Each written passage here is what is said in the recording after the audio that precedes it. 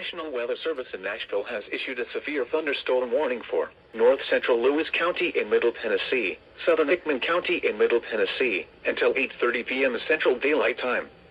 At 7:59 p.m. Central Daylight Time, a severe thunderstorm was located 11 miles northeast of Linden, moving east at 30 miles per hour. Hazard, 60 miles per hour wind gusts.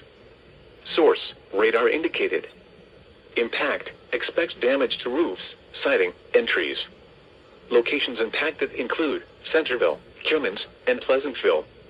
Remain alert for a possible tornado. Tornadoes can develop quickly from severe thunderstorms. If you spot a tornado, go at once into the basement or small central room in a sturdy structure. For your protection, move to an interior room on the lowest floor of a building.